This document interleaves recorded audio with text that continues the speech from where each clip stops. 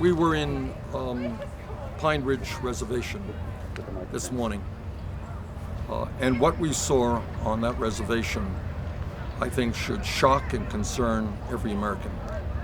The unemployment rate is literally off the charts, poverty rate unbelievably high, suicide rate very high, healthcare totally inadequate, the capability of the community to deal with drug addiction almost non-existent. Life expectancy, the equivalent of third world countries. This is the United States of America, and we should not be tolerating those types of conditions in this country, and especially within the Native American community. We owe the Native American people a debt of gratitude, frankly, that we can never repay. And we have got to change our relationship to the tribes all over this country, not just in Pine Ridge, but all over this country. And if elected president, I certainly will do that. Too many treaties that were signed were broken by the U.S. government, and the kind of health care that the Indian Health Service is providing now is inadequate. What the Bureau of Indian Affairs is doing now is not satisfactory at all. So we owe to the first Americans a real change in policy, and I will bring that about if elected president. Okay?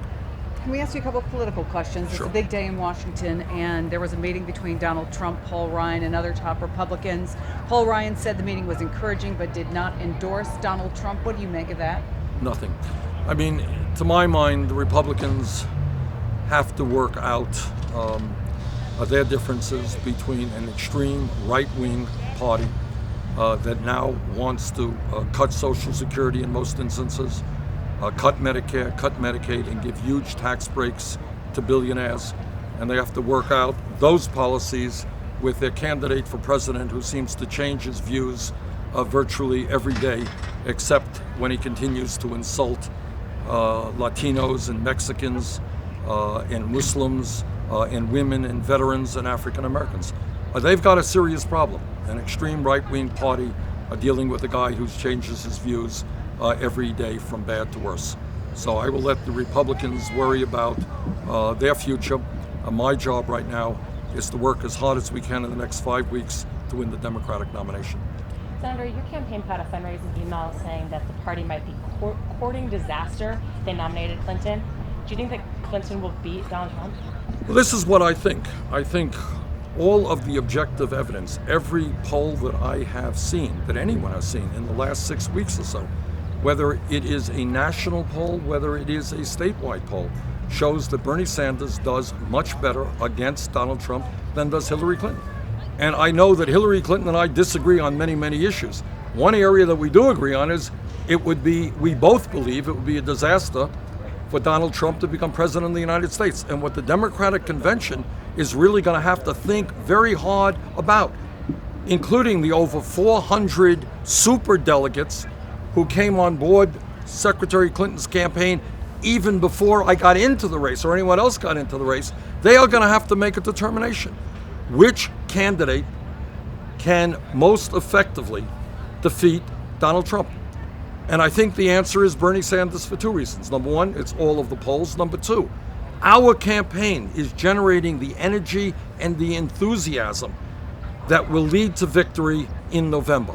Democrats win when the voter turnout is high and when people are excited and get involved. Republicans win when people are demoralized and voter turnout is low.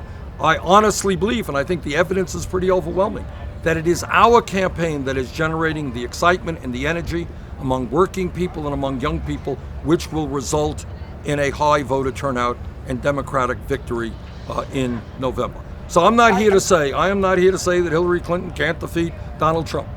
I absolutely believe that she can.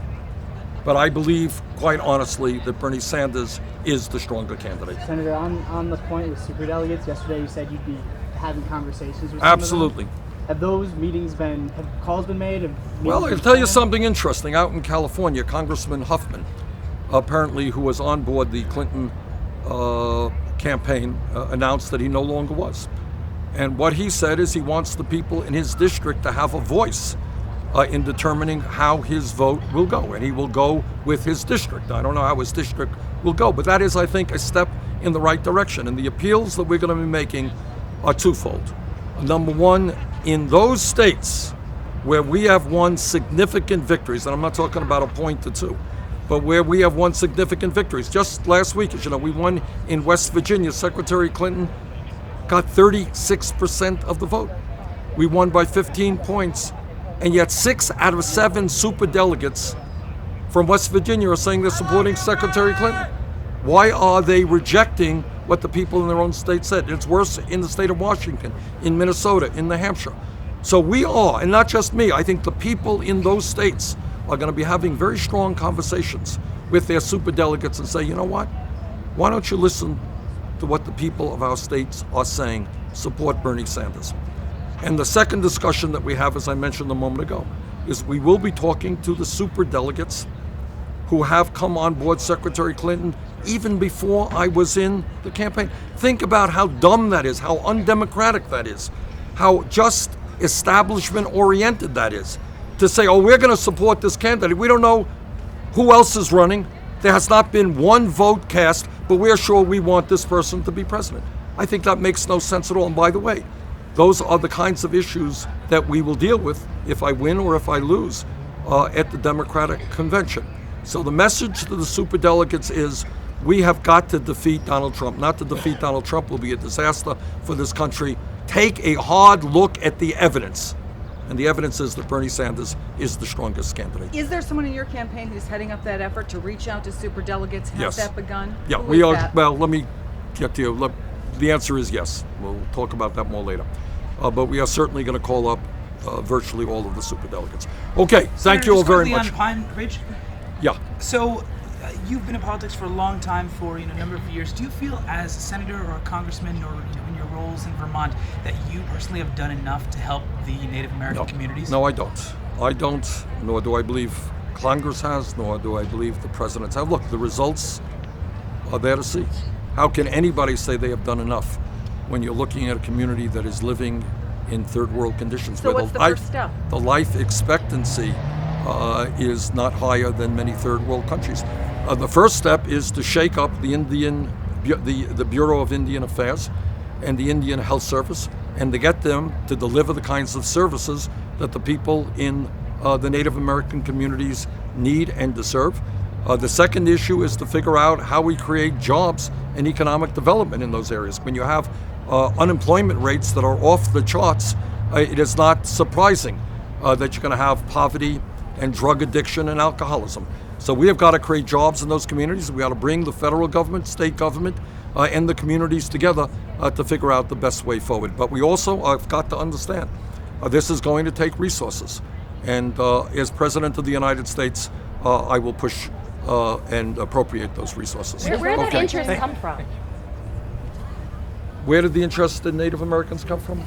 It comes from, I think, a political life of trying to do my best to protect the least amongst us. You know, I don't hustle money from super PACs and billionaires.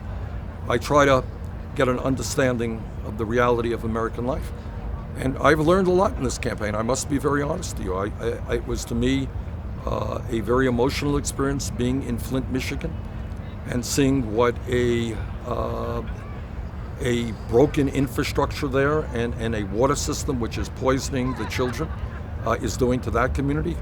I was in McDowell County in West Virginia, where the life expectancy of people there is, for men, 18 years less than it is 6 hours north. I mean, that's incredible.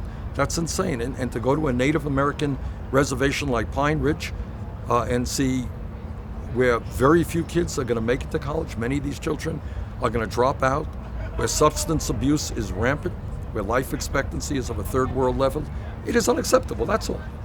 It is unacceptable. I'm an American, and I will not tolerate those conditions. They have got to change. And if elected President of the United States, I will change those.